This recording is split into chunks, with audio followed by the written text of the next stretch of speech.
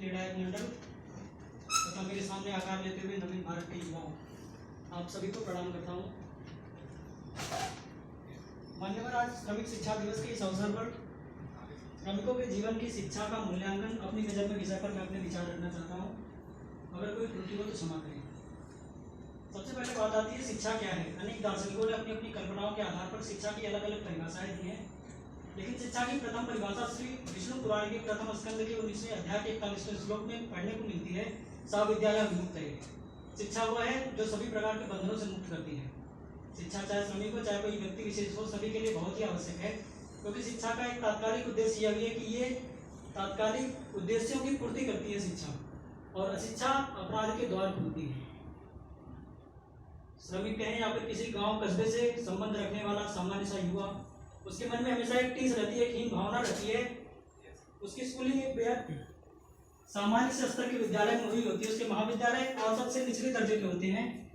तो जब वो शहर में जाते हैं, शहर की युवाओं को देखते हैं, तो उनके मन में एक इंफीरियरिटी कॉम्प्लेक्स जनरली होता है। उन्हें लगता है कि वो उनका मुकाबला नहीं कर सकते, क्योंकि उनके पास संसाधन सीमित है, इसलिए अवसरों का अभाव है।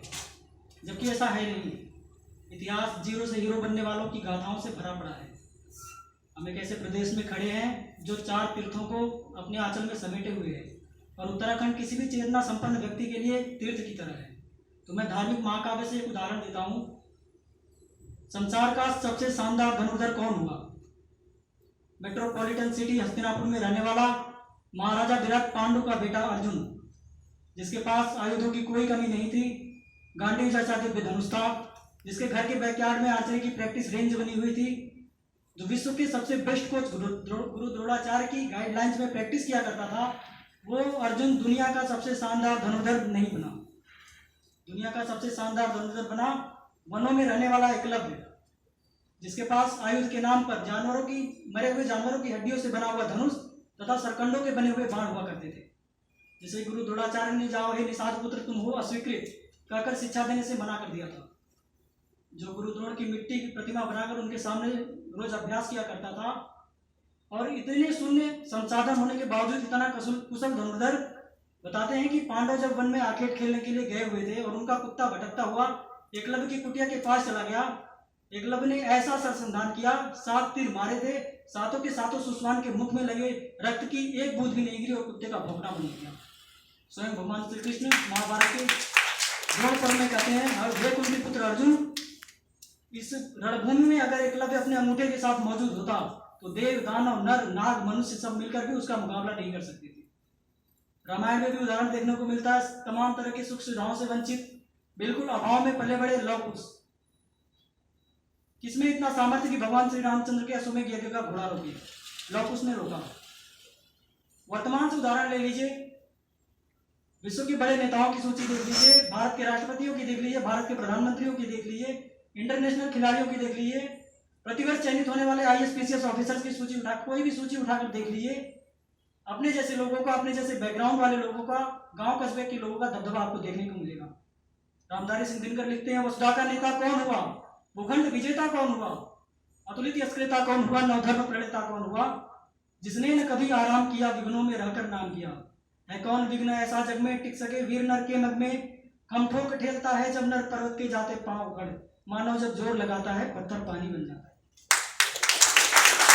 मान्यवर, आज हम ऐसे संस्थान में मौजूद हैं जहाँ कई सारे ऐसे चेहरे हैं जो परिश्रम के बल पर शून्य से शिखर तक किस प्रकार पहुंचा जाता है, इस बात की मिसाल है।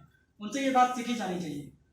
और एक चीज़ और जो मैं महसूस करता हूँ कभी कभी, कि लॉर्ड मैकाले की शिक्षण नीतियों वाले इस दौर में शिक्षा तो है, लेकिन संस्कार कहीं खो गया है, सभ्यता कहीं खो गई है। मैं 2 घटनाओं के माध्यम से अपनी बात स्पष्ट करना चाहूँगा। ये कहानी गुजरात के राजकोट में रहने वाली एक स्कूल अध्यापिका जयश्री बहन के जीवन की कहानी है। हर माँ की तरह उस माँ ने भी बहुत सारे ख्वाब देखे, सपने देखे, अपने इकलौते बेटे को खूब पढ़ाया लिखाया।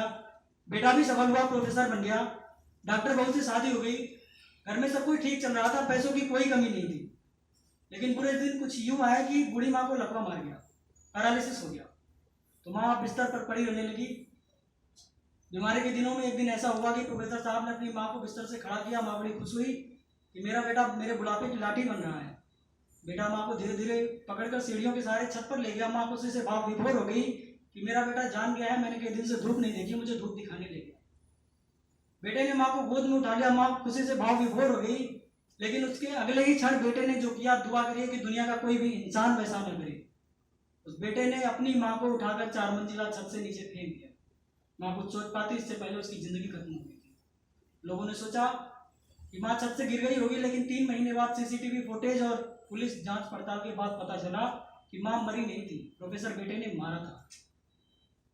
और प्रोफेसर साहब ने बताया कि मैं माँ की बीमारी से तंग आ गया था और इस आफत से पीछा छुड़ाना चाहता था।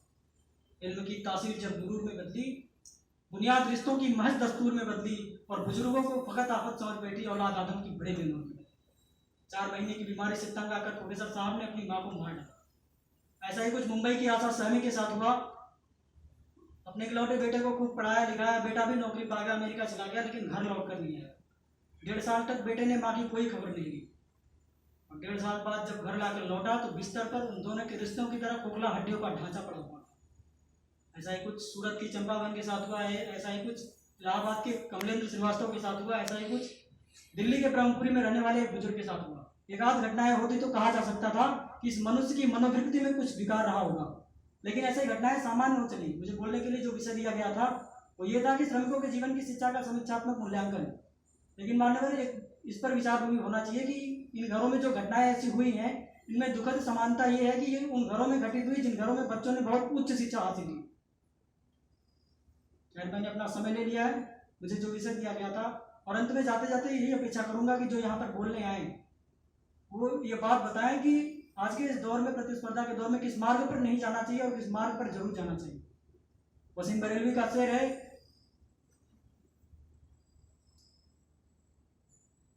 मैंने अपना समय ले लिया, मुझे लगता है मैंने अपने कर्तव्यों का निर्वहन किया। बहुत बहुत धन्यवाद। जय हिंद, जय भारत।